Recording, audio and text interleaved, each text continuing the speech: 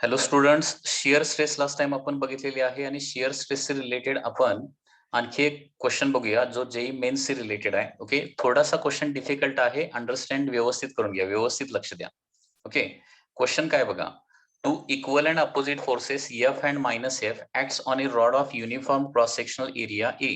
Okay, there are two equal and opposite forces F and minus F acts on a rod of uniform cross sectional area A. म्हणजे याचा cross sectional area किती आहे? ए आहे. Cross sectional area म्हणजे लेंथला perpendicular असणारा area. म्हणजे कुठला area येतोय लक्षात घ्या. ओके, हा एरिया येणार आहे, लेंथला परपेंडिक्युलर असणारा एरिया. ओके, लेंथला परपेंडिक्युलर असणारा जो एरिया आहे तो या पद्धतीने येणार आहे. Okay students, cross sectional area A म्हणजे कुठला येणार आहे? लेंथला परपेंडिक्युलर असणारा area. Suppose this point is C, तर बीसीचा एरिया ऑफ क्रॉस सेक्शन असणार आहे. ऍक्च्युअली इथे एक लाईन दिसते, परंतु ऍक्च्युअली तो एरिया असणार आहे. 3 डायमेन्शन मध्ये एरिया असणार आहे. कसा? फॉर एक्झाम्पल हा रॉड मी असा रेक्टँग्युलर काय केला, कम्प्लीट केला. रेक्टँग्युलर रॉड लक्षात घ्या. तर काय होणार आहे? दिस विल बी एस, या बीसी लाईन रिप्रेझेंट केलेला एरिया ना हा असा असणार बघा. ओके, आणि एबी न रिप्रेझेंट केलेला एरिया म्हणजे असा असा काहीतरी असणार आहे टोटल एरिया. ठीक आहे, सध्या तरी आपल्याला फक्त लाईन्स दिसत आहेत. त्या लाईन म्हणजे एरिया आहे असा ऍझ्युम करा, लक्षात घ्या. ठीक आहे, आता क्वेश्चन मध्ये विचारलंय की find the shearing stress and longitudinal stress on section AB. AB हा जो सेक्शन आहे ना, एबी हा सेक्शन म्हणजे एवढा येणार बघा. ऍक्च्युअली हा एरिया एवढा येणार आहे, रेक्टँग्युलर एरिया. तर एबी ही एक लाईन आहे. लाईन म्हणजे इथं एरिया आहे, तो आतमध्ये आहे, तो आपल्याला दिसत नाही. ओके, लाईन म्हणजे एरिया आहे असा ऍझ्युम करायचा आहे. तर एबी या सेक्शनचा एरिया आपल्याला काढावा लागेल. एबी या सेक्शनचा एरिया कसा फाइंड आउट करणार आपण? तर याच्यासाठी हा इथे एक राईट अँगल ट्रायंगल आहे बघा. This is right angle triangle. If this angle is equal to theta, this angle will also become equal to theta. बाकीच्या अननेसेसरी थिंग्स थोड्या वेळ मी डिलीट करतो, अदरवाईज कन्फ्युजन होईल. नाही तर डायग्राम कॉम्प्लिकेटेड वाटते थोडीशी मग. ओके, परत रिड्रॉ करतो पाहिजे तर, एरिया दाखवायचा असेल तर. Okay, if this angle is equal to theta, this angle is also equal to theta, and therefore here I can write sine theta.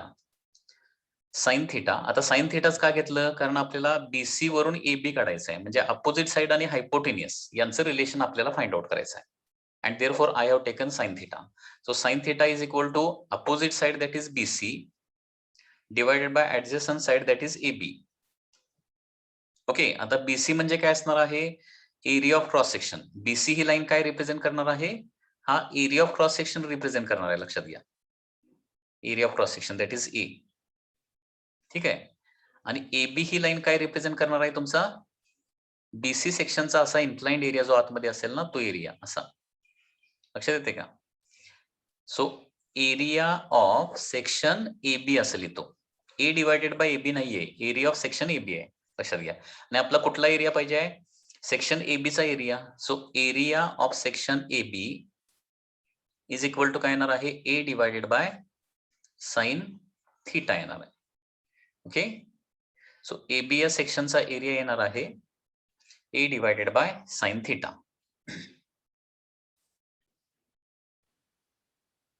आता आपल्याला काय करायचं आहे? शिअर स्ट्रेस कॅल्क्युलेट करायचे. Shear stress, you know the formula for the shear stress. Shear stress is equal to the force divided by the parallel area. Okay, or force divided by area लिहितो मी. Okay, force divided by parallel area किंवा parallel force divided by area, हे काहीही तुम्ही use करू शकताय. म्हणजे shear स्ट्रेसला फोर्स आणि एरिया पॅरल असतात, हे तुम्हाला माहिती आहे ना. Force divided by parallel area. ठीक आहे, आता एबी या सेक्शनला पॅरलल फोर्स माहिती पाहिजे ना. आता हा जो फोर्स आहे ना, तो या डायरेक्शन ऍक्ट व्हायला लागलाय, असा फोर्स ऍक्ट व्हायला लागलाय, लक्षात घ्या. आणि एरिया एबी जो आहे तो या डायरेक्शन आहे, असा असं आहे ना. एरिया एबी डायरेक्शन बघा, डायरेक्शन फक्त एबीला फक्त पॅरल ड्रॉ केली आहे. म्हणजे फोर्सचा या डायरेक्शन कंपोनंट आपल्याला काढणं आवश्यक आहे. कंपोनंट्स, हा जो एफ आहे ना, या एफ चे दोन कंपोनंट येतात. ओके, एक पॅरलल टू एबी आणि एक perpendicular to AB. Shear stress काढण्याच्या अगोदर काय करूया? आणखी एक गोष्ट करूया. दॅट इज फोर्सेसचे कंपोनंट. एफ या फोर्सचे कंपोनंट काढूया आपण. Okay, now components of force. आता फोर्सचे कंपोनंट कसे काढायचे हे तुम्ही आतापर्यंत कधी शिकलेलं नसेल तर व्यवस्थित लक्ष द्या. कंपोनंट्स ऑफ द फोर्स कसे काढायचे. First component that is parallel to area, parallel to section AB. Section AB ला पॅरलल कंपोनंट जो येणार आहे. आता बघा इथं जर अँगल थीटा असेल तर इथं पण अँगल थीटाच येतोय, लक्षात घ्या. कारण this line represent this horizontal line, this two are horizontal. AC line आणि F लाईन बघा, फोर्सची लाईन या हॉरिझॉन्टल लाईन्स आहेत आणि AB लाईन ही काय आहे, या हा डाऊनवर्ड एरो जो आहे ना त्याला पॅरल आहे. त्याच्यामुळे इथं जो अँगल थीटा असणार आहे म्हणजे तेवढाच अँगल काय असणार आहे, इथं असणार आहे. ओके, तर parallel to section AB force किती येणार आहे, component of the force parallel to section AB किती येणार आहे, F cos theta. And second, perpendicular to section AB, perpendicular to section AB येणार आहे that is F sin theta. असे हे कंपोनंट्स येतात. Okay, F cos theta and F sin theta. हे component कसे काढायचे असतात याचं एक तुम्हाला मी ट्रिक सांगतो, ही ट्रिक नेहमी लक्षात ठेवा. सपोज हा एक वेक्टर आहे आणि आपल्याला इकडचा एक कंपाऊंड काढायचा आहे, इकडचा एक कंपाऊंड काढायचा आहे. आता ज्या साईडला अँगल थीटा असतो ना त्या साईडचा कंपोनंट नेहमी काय असतो, कॉस कंपोनंट असतो आणि ज्या साईडला अँगल नसतो त्या साईडचा कंपोनंट काय असतो, साइन कंपोनंट. बघा आता फीचा या साईडला अँगल किती आहे, थीटा आहे, म्हणजे इकडचा कंपोनंट काय होणार आहे, फी कॉस थीटा होणार आणि इकडचा कंपाऊंड काय होणार मग, फी साइन थीटा. एक गोष्ट लक्षात ठेवा, कुठल्याही वेक्टरचे दोन कंपोनंट्स असतात, एक कॉस थीटाचा कंपोनंट आणि दुसरा साइन थीटाचा कंपोनंट. उदाहरणार्थ फोर्सचा कंपोनंट असणार आहे F साइन थीटा आणि F कॉस थीटा. व्हेलॉसिटीचे कंपोनंट असणार आहेत म्हणजे फीचे कंपोनंट असणार आहे fee sine theta, fee cos theta. Displacement S असेल तर S चे कंपोनंट येणार आहे ते S sine theta, S cos theta. म्हणजे साइन थीटाचा एक कंपोनंट असतो आणि कॉस थीटाचा एक कंपोनंट असतो, लक्षात घ्या. आणि कॉस थीटाचा कंपोनंट कुठला असतो, त्याच्यामधला थीटाच्या साईडचा कंपोनंट जो आहे ना तो कॉस थीटाचा कंपोनंट असतो. ओके, म्हणजे पुन्हा एकदा या डायग्राम मध्ये बघा, इथं F तुम्हाला दिसतंय, इथं थीटा अँगल तुम्हाला दिसतोय, थीटाच्या साईडचा कंपाऊंड म्हणजे काय येणार आहे, F cos थीटा येणार आहे आणि दुसरा कंपाऊंड राहिलेला कंपाऊंड मग काय करायचं, F sin थीटा असं नाव द्यायचं. ओके, या पद्धतीने कंपाऊंड काढले जातात. आता F cos थीटा बघा सेक्शन AB ला पॅरलल आहे. F cos थीटा हा जो कंपाऊंड आहे ना हा फोर्सचा कंपाऊंड म्हणजे तो एक फोर्सच असतो, लक्षात घ्या, फक्त त्या डायरेक्शन ऍक्ट होतोय. AB ला पॅरल येतोय आणि सेक्शन AB ला परपेंडिक्युलर म्हणजे F sin थीटा ही डायरेक्शन बघितली ना तर AB ला एक्झॅक्टली काय आहे, परपेंडिक्युलर आहे ती. लक्षात आलं. तर या पद्धतीने हे कंपोनंट्स फाइंड आउट केले जातात. ठीक आहे, आता आपण शियर स्ट्रेस आणि लॉन्जिट्युडिनल स्ट्रेस कडे जाऊया. शियर स्ट्रेस, शियर स्ट्रेस म्हणजे पाहिजे तर असं लिहूया, parallel force divided by area. ठीक आहे, पॅरलल फोर्स म्हणजे काय येणार बघा, AB या सेक्शनला पॅरलल फोर्स किती येणार आहे, F cos थीटा येणार आहे, डिवायडेड बाय एरिया किती काढलाय आपण, area of section AB A divided by sine theta काढलाय. ठीक आहे, साइन थीटा न्यूमरेटरला जाणार आणि काय होणार आहे, F cos theta into sine theta divided by area A. So this is the shear stress. आणि त्याच्यानंतर नेक्स्ट आहे longitudinal stress. Longitudinal stress, longitudinal stress, okay, that is perpendicular force divided by area.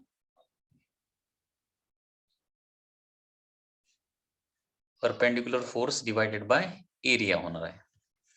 आता perpendicular force म्हणजे काय, त्या section AB ला perpendicular असणारा force that is F sin theta येतोय ना, divided by area is A divided by sine theta.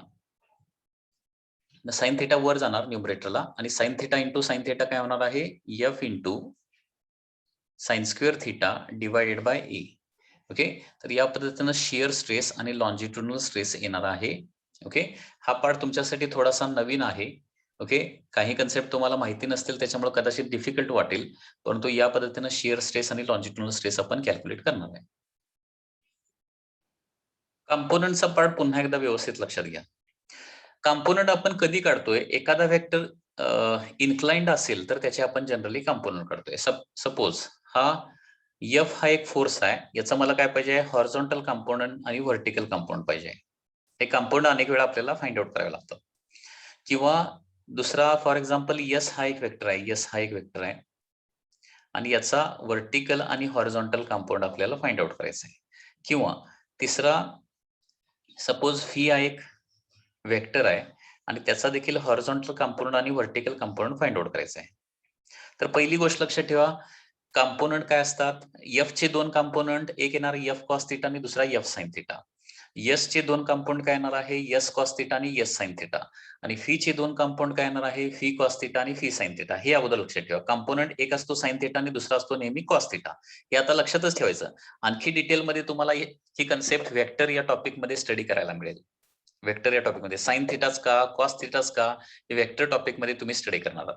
सध्या तरी एवढंच लक्षात ठेवा की कुठल्याही वेक्टरचे दोन कंपोनंट असतात, एक साइनचा कंपोनंट आणि दुसरा कॉसचा कंपोनंट. ओके, म्हणजे F चे दोन कंपोनंट काय येणार आहेत, F cos θ and F sin θ. S चे दोन कंपोनंट काय येणार आहेत, S sin θ, S cos θ. Fee चे दोन कंपोनंट काय येणार आहेत, फी sin θ, फी cos θ. आता cos θ कंपोनंट कुणीकडे असतो आणि sin θ कंपोनंट कुणीकडे असतो, तर लक्षात घ्या, ज्या साईडला अँगल आहे डायग्राम मध्ये तो अँगल तुम्हाला दिलेलाच असतो. अँगल दिलेला नसेल तर कंपाऊंड आपण काढू शकत नाही, लक्षात घ्या. सपोज थीटा इकडे दिलाय, तर इकडचा कंपाऊंड काय येणार आहे, F cos θ येणार. म्हणजे थीटाच्या साईडचा कंपाऊंड F cos θ लिहायचा आणि राहिलेला दुसरा काय लिहायचा, sin θ लिहायचा. आता S चे दोन कंपाऊंड कुठले येणार सांगू शकताय तुम्ही, याच्यातला हॉरिझॉन्टल कंपाऊंड S sin θ येणार का S cos θ येणार, सांगा बघूया. हॉरिझॉन्टल बोला. S चा हॉरिझॉन्टल कंपाऊंड काय येणार, यू कॅन स्पीक.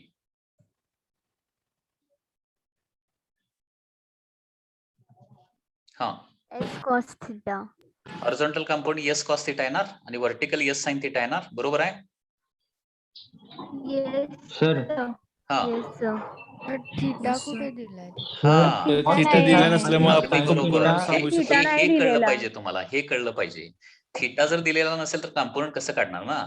सपोज मी आता थीटा अँगल इथं दिला, आता सांगा बघूया कंपोनंट, आता सांगता येतात कंपोनंट. हा, Vertical horizontal- is vertically S cos θ and horizontally S sin θ. Sin cos vertical will be S sin cos cos θ. and this is S sin θ. Sin θ. Sin बरं, θ. तसं मला आता सांगा फी चे दोन कंपाऊंड काय येणार. तर theta Angle is not given once again. Suppose I give here angle 60 degree. 60 degree suppose. तर मला सांगा हॉरिझॉन्टल कंपाऊंड किती येणार, म्हणजे आडवा component. V cos θ. cos θ means that is √3/2. हा, फी cos 60 येणार आणि इकडचा किती येणार आहे, फी V sin 60. कळलं, या 1/2. पद्धतीने कंपाऊंड काढायचे असतात. पुन्हा एकदा पाहिजे तर या डायग्राम मध्ये बघा. आता मग बघा, कारण लक्षात घ्या AB सेक्शन वरची आपल्याला स्ट्रेस काढायचे. मग AB सेक्शन वरची शिअर स्ट्रेस काढायची असेल तर AB ला पॅरलल फोर्स पाहिजे आपल्याला, दुसरा कुठला फोर्स चालत नाही शिअर स्ट्रेस काढायचा असेल तर, बरोबर आहे ना. कारण शिअर स्ट्रेस मध्ये काय बघितलंय आपण, force divided by parallel area असं बघितलंय. ओके, म्हणजे फोर्सला एरिया पॅरल पाहिजे किंवा एरियाला फोर्स पॅरल पाहिजे, म्हणजे दोघे एकमेकाला पॅरल पाहिजे तरच आपण शिअर स्ट्रेस काढू शकतो. Just a minute. ओके, आणि लॉन्जिट्युडनल स्ट्रेस काढायला एरियाला फोर्स कसा पाहिजे, परपेंडिक्युलर पाहिजे. म्हणजे force divided by perpendicular area किंवा perpendicular force divided by area, ते दोघे एकमेकाला परपेंडिक्युलर पाहिजे. ठीक आहे. आता हा F हा जो दिलाय ना, F हा AB ला पॅरलल पण नाही आणि परपेंडिक्युलर पण नाहीये, जस्ट F जो दिलाय तो, म्हणून आपण इथे कंपोनंट काढतोय. लक्षात घ्या F चे. मग आता इथं अँगल थीटा आहे म्हटल्यावर हा कंपोनंट काय येणार आहे, F cos θ. म्हणजे AB ला पॅरलल फोर्स किती येणार आहे, F cos θ येणार आहे. आणि AB या सेक्शनला परपेंडिक्युलर फोर्स किती येणार आहे, F sin θ येणार आहे. आणि मग आपली शिअर स्ट्रेस येणार आहे parallel force divided by area, that is F cos θ divided by area आपण अगोदरच काढून ठेवलेला आहे, A divided by sin θ. and therefore sin theta numerator ला जाणार F cos theta into sin theta divided by A, and longitudinal stress is equal to perpendicular force divided by area, that is त्या AB या section ला perpendicular force किती आहे बघा, F sin theta आहे. So F sin theta divided by AB या सेक्शनचा area A divided by sin theta. Once again sin theta goes to the numerator and it becomes sin square theta. So longitudinal stress is equal to F into sin square theta divided by A. तर student या पद्धतीने आपण shear स्ट्रेसची concept बघितलेली आहे. First stress was the longitudinal stress, second stress आपण shear stress consider केली. आता आपण व्हॉल्यूम स्ट्रेस कन्सिडर करायचं आहे. Volume stress. Okay, so volume stress is a very simple stress. Once again longitudinal stress कधी प्रोड्यूस होते? When applied force tends to produce change in length. Applied force जर length change करत असेल तर that is called as longitudinal stress.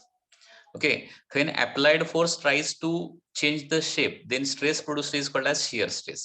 Okay, so what was the definitions? When applied force tends to produce change in length, then stress produced is called as longitudinal stress. When applied force tends to produce change in shape, then stress produced is called as shear stress. And now third is the volume stress. Volume stress. Volume stress. When applied force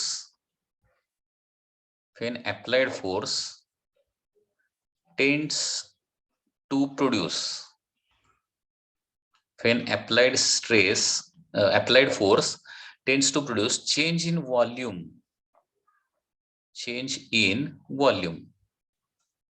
Okay, म्हणजे longitudinal मध्ये length होतं, shear मध्ये shape होता आणि volume stress मध्ये volume येणार आहे. When applied force tends to produce change in volume, then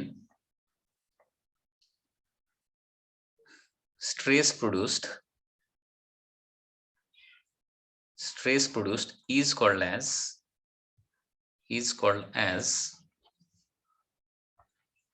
volume stress. Is called as volume stress.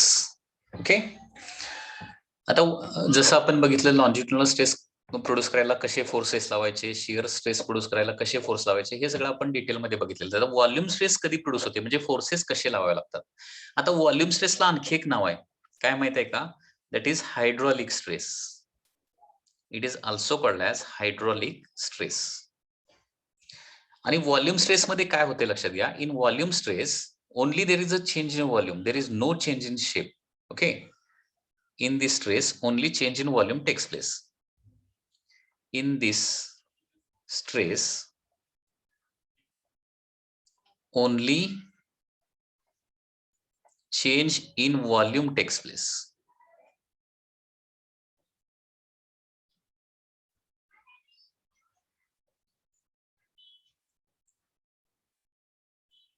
Without any change in shape.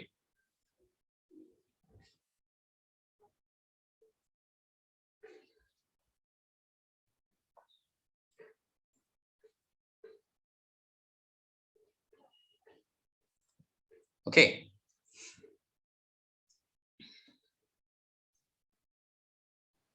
आता इथे लक्षात घ्या की शेप अजिबात चेंज झाला नसला पाहिजे आणि व्हॉल्यूम मात्र चेंज झालं पाहिजे. तर याचं एक एक्झाम्पल घेऊया. सपोज हा एक स्पियर असेल. ओके, आता या स्पियरच राहिला पाहिजे आणि व्हॉल्यूम इन्क्रीज किंवा डिक्रीज झाला पाहिजे. तर त्याच्यासाठी काय करावं लागेल? फोर्स सगळ्या डायरेक्शननं इक्वली फोर्स लावावा लागेल आपल्याला. Same force in all direction. असा जर फोर्स लावला ना, त्यात तर काय होणार आहे, हा बॉल जो आहे, जो स्पेरिकल शेपचा आहे, okay, it will get compressed and it will again remain in to the spherical shape. Okay, म्हणजे स्पियरचा शेप स्पियरच राहणार, फक्त व्हॉल्यूम काय होणार आहे, कमी होणार आहे. किंवा once again this is sphere. समजा फोर्सेस सगळे या डायरेक्शन लावले, असे ऑल डायरेक्शन स्ट्रेच केला त्याला. So in this case what will happen, the sphere is going to remain as it is sphere, but only volume is going to increase here. So अशा प्रकारचे ज्यावेळी forces act होतात त्यावेळी तिथे कुठली stress produce होते? व्हॉल्यूमेट्रिक स्ट्रेस किंवा volume stress create होते. आणि ही स्ट्रेस कुठं क्रिएट होते माहितीये का? Volume stress. हे बघा, इक्वल फोर्स लावण्यासाठी काय करायचं बघा. Suppose this is a cylinder. हा एक सिलेंडर आहे और सिलेंड्रिकल वेसल आहे. like this. Okay. And here there is a piston. Okay, जसं इंजेक्शनची अरेंजमेंट असते, इंजेक्शन मध्ये असते बघा, हा सिलेंडर असणार आहे आणि त्याला इनवर्ड आउटवर्ड मूव्ह होणारा काय असतो, पिस्टन असतो. Suppose this is completely filled with water, वॉटरनं कम्प्लिटली याला फिल केलेलं आहे आणि आतमध्ये एक काय केलेलं आहे, मी एक बॉल ठेवला suppose inside, rubber ball place केलेला आहे. ठीक आहे. आता पिस्टन जर खाली ढकलला, खाली प्रेस केला पिस्टन, तर काय होणार, हे जे लिक्विड आहे ना ते सगळ्या डायरेक्शन काय होणार आहे, इक्वली फोर्स एक्झर्ट करणार ऑल डायरेक्शन. आणि हा पिस्टन खाली प्रेस केला की लक्षात घ्या हा एक्झॅक्टली स्पेरिकलच राहणार आहे आणि फक्त व्हॉल्यूम त्याचं काय होणार आहे, कमी होणार आहे, कारण प्रेशर सगळ्या डायरेक्शन वाढणार त्याला. So in this case volume stress is created. आणि हायड्रॉलिक्स म्हणजे रिलेटेड टू वॉटर, वॉटरच्या कॉम्प्रेशनमुळे, water exert same pressure in all direction, बरोबर आहे ना. So in this volume stress is created. आता व्हॉल्यूम स्ट्रेसचा फॉर्म्युला काय येणार बघा, once again volume stress is equal to force divided by area. Okay. आता बघा फोर्स म्हणजे काय, सॉरी फोर्स म्हणजे काय येणार आहे, सगळ्या डायरेक्शन लावलेला एकूण total force, like this. Okay, that is F. आणि एरिया म्हणजे काय येणार आहे, हा सरफेस एरिया सगळा येणार आहे, सरफेस एरिया ई. आणि दॅट इज इक्वल टू काय असणार आहे, pressure that is applied by the water किंवा pressure exerted by the surrounding fluid. म्हणजे त्या सॉलिडच्या सराउंडिंगला जे फ्लुइड आहे ते सगळ्या डायरेक्शन इक्वली काय करणार आहे, प्रेशर एक्झर्ट करणार. So force divided by area that is equal to pressure. Pressure किंवा आपण काय म्हणू शकतो, चेंज इन प्रेशर आपण म्हणूया, चेंज इन प्रेशर, कारण ऑलरेडी त्याच्यावर काहीतरी प्रेशर असणार आहे, ऍडिशनल प्रेशर लावल्यानंतर काय होणार आहे, त्याचं चेंज इन व्हॉल्यूम होणार आहे. सो व्हॉल्यूम स्ट्रेसचा फायनल फॉर्म्युला येतो, लक्षात घ्या, change in pressure which is applied externally. That is the formula for volume stress. Change in pressure applied externally.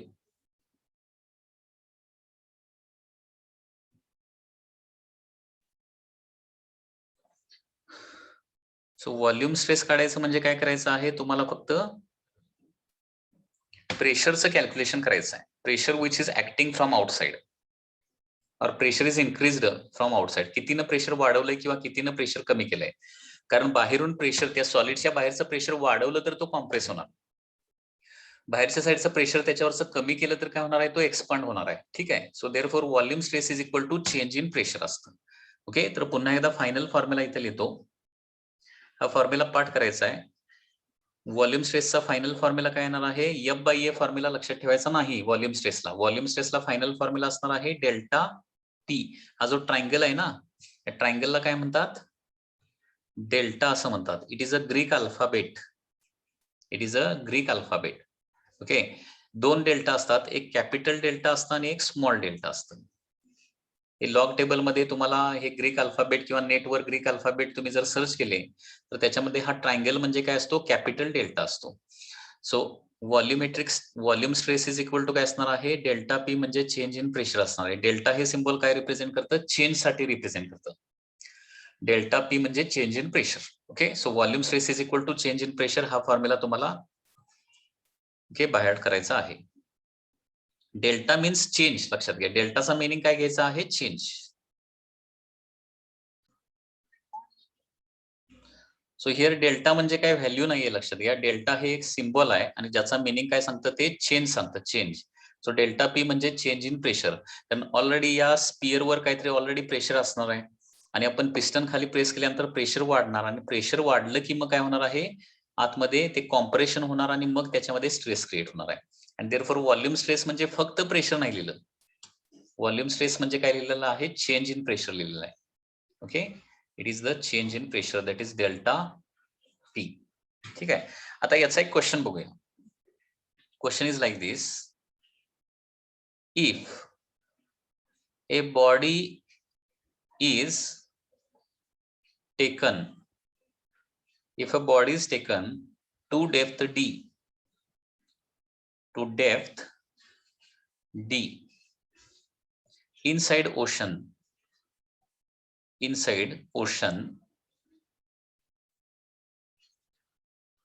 volume stress in body is, volume stress in body is calculation करायचं आहे, volume stress calculate करायचे आहे. Okay, ocean किंवा C मध्ये लक्षात घ्या, body सुरुवातीला सरफेसला होती and this body is taken to no depth D एवढ्या डेप्थला नेली फ्रॉम द सरफेस. आता हे तुम्हाला माहिती असेल कदाचित की सरफेसच्या खाली जाईल तसं प्रेशर काय होतं, कंटिन्युअसली वाढत वाढत वाढत जातं. सरफेसच्या खाली जाईल तसं प्रेशर काय होणार आहे, कंटिन्युअसली वाढत जाणार आहे. ओके, म्हणजे वॉटरच्या सरफेसला प्रेशर कमी असतं आणि खाली जाईल तसं प्रेशर काय होतं, वाढत जातं. आता बॉडी जेवढी सरफेसला असणार त्यावेळी याच्यावर कुठलं प्रेशर ऍक्ट होत असणार आहे, फक्त ऍटमॉस्फेरिक प्रेशर ऍक्ट होत असणार आहे, एअरचं प्रेशर. आणि डेप्थला गेल्यानंतर बघा ऍटमॉस्फेरिक प्रेशर असणारच आहे, प्लस या वॉटरचं पण प्रेशर असणार आहे. आणि वॉटरचं प्रेशरचा फॉर्म्युला काय माहितीये का, row into G into D. हा जो फॉर्म्युला आहे ना तुम्हाला तो फ्लुइड मेकॅनिक्स या टॉपिक मध्ये स्टडी करायला मिळेल. म्हणजे हा फॉर्म्युला कसा आला, काय आला वगैरे, त्याचं डेरिव्हेशन काय आहे, हे फ्लुइड मेकॅनिक्स नावाचा जो टॉपिक आहे किंवा प्रॉपर्टीज ऑफ फ्लुइड नावाचा जो टॉपिक आहे, ओके, त्या टॉपिक मध्ये तुम्ही स्टडी करणार आहात. आता सध्या तरी एवढंच लक्षात ठेवा की वॉटरच्या खाली, वॉटर सरफेसच्या खाली आपण डी एवढ्या डेप्थला गेलो तर तिथं वॉटर किती प्रेशर एक्झर्ट करतोय, rho G D. Okay, rho G D एवढं प्रेशर एक्झर्ट करतोय. तर रो म्हणजे काय असणार आहे, डेन्सिटी असणार आहे. रो जी डी म्हणजे काय, डेन्सिटी असणार आहे, डेन्सिटी ऑफ वॉटर. आणि जी म्हणजे तुम्हाला माहित आहे ऍक्सेलरेशन ड्यू टू ग्रॅव्हिटी, ज्याची व्हॅल्यू 9.8 असते. आणि डी म्हणजे डेप्थ. आता बघा सुरुवातीला प्रेशर किती होतं, पी ऍटमॉस्फेरिक प्रेशर होतं. आता प्रेशर किती झालंय, atmospheric pressure plus rho G D. म्हणजे चेंज इन प्रेशर किती झालंय बघा. चेंज इन प्रेशर म्हणजे असं करा, final pressure minus initial pressure असं कन्सिडर करा. फायनल प्रेशर म्हणजे ऍटमॉस्फेरिक प्रेशर प्लस असणार आहे rho into G into D. हा direct formula properties of fluid या टॉपिक मधून आलेला आहे. आता तरी हा formula as it is by heart करा. ओके, हा फॉर्म्युला आता जास्त त्याच्या डिटेलमध्ये जाऊ नका. ओके, रो जी डी हा प्रेशर ड्यू टू वॉटर असणार आहे, minus initial pressure is only P atmospheric pressure. So change in pressure किती येणार आहे इथं, म्हणजे एखादी बॉडी सरफेस पासून डी एवढ्या डेप्थला नेलं तर चेंज इन प्रेशर होते रो जी डी, म्हणजे प्रेशर एवढ्या अमाऊंटनं काय होते, इन्क्रीज होते. Okay, change in pressure takes place, that is rho G D. And therefore volume stress calculate करायला सांगितले. ना volume stress is always equal to काय असतं, that is change in pressure. And therefore volume stress is equal to असणार आहे rho into G into D. Okay, that's all.